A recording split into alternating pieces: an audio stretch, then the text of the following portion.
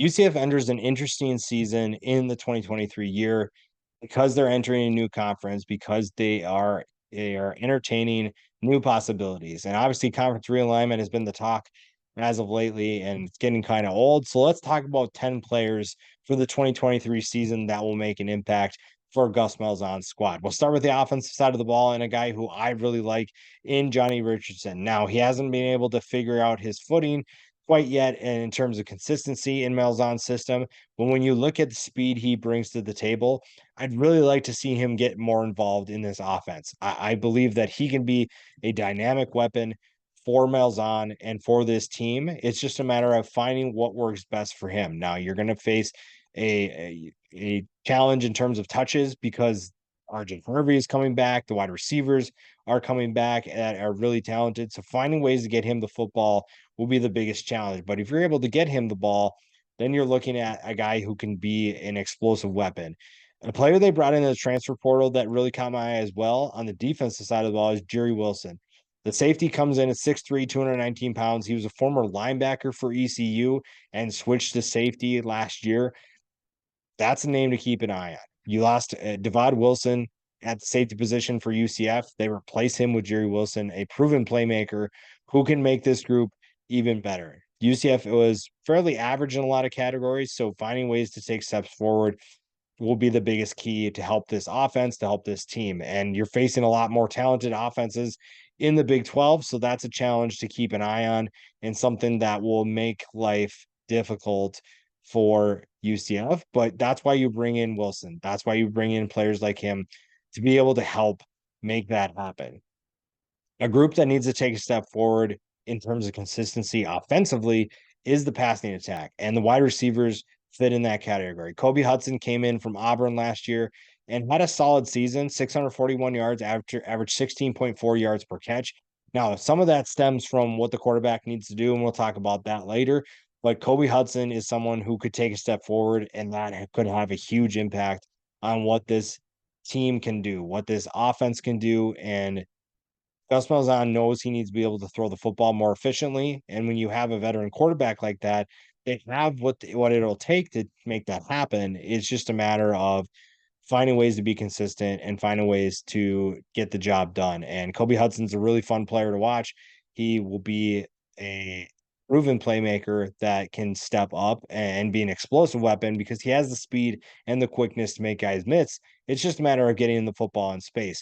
The defense, like we said, is a group that needs to take a step forward. And the leading tackler from last year is back in Jason Johnson, 6'2", 224 pounds, had 126 tackles. Maybe not the most disruptive player because he's doing a lot of mop-up duty. But if he's able to be more disruptive, if this group is able to be more disruptive, and we'll talk about a few guys up on the defensive line that will help in that regard.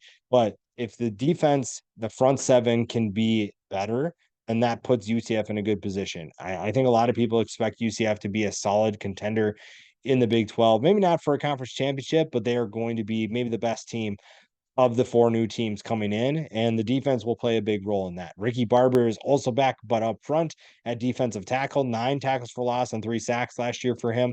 The former Western Kentucky transfer was a huge addition for the Knights in the portal and made a big impact last year. And I think that this defensive line is really fun to watch. I think that they have a lot of potential to be even better in 2023. And you're going to face better talent. You're going to face offensive linemen that are going to the NFL, that you're going to face maybe offensive lines that feature multiple players that are going to go to the NFL. So you have to elevate your game. Ricky Barber has to find new ways and new tricks of the trade because you're facing new competition. You're not facing the AAC anymore. And that'll be interesting. Fortunately for them, the same goes for the guys they'll face. They also have to figure out who these guys are. Ricky Barber, they've never faced before. So that's another element of that. Josh CELISCAR comes back on the defensive line, 6'4", 265 pounds, 8.5 tackles for loss, 3 sacks. At his peak, he's one of the best defensive ends in college football. It's just we haven't seen the consistency that we need out of him, but this is still someone who's a monster when he's playing at his peak. That'll be really fun to watch.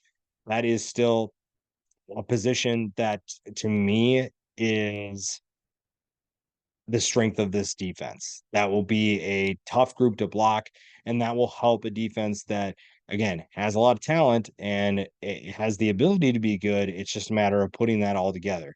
The offense kind of is in that same boat, but maybe a little bit more consistent than the defense. John Rice Plumlee is the ultimate X factor for UCF.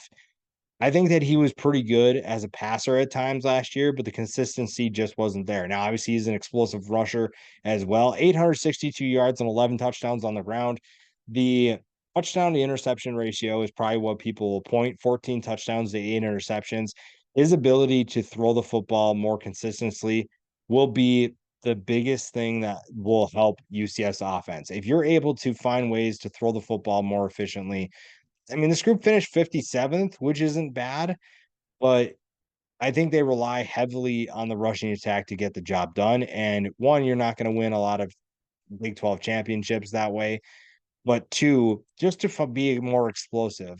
I mean, this is a group that finished ninth in rushing yards. And you can tell that there's maybe not the explosive potential when you see that they finished 33rd in yards per play. That has a lot to do with your ability to throw the football and find balance, because if you find balance, you're going to be one of the most explosive offenses in college football, and a lot of that falls on John Rice Plumlee. RJ Harvey takes over the running back position for UCF, and it was a solid final end of the season, the second half for him, and it's fun to see him recover from that injury from 2 years ago, be able to give the Knights a reliable running back.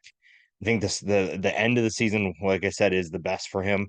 He really came on strong towards the end of the year, and now he has a less crowded backfield to compete for touches. So that's going to be something to keep an eye on, especially on a rushing attack in UCF that should be pretty potent once again in 2023.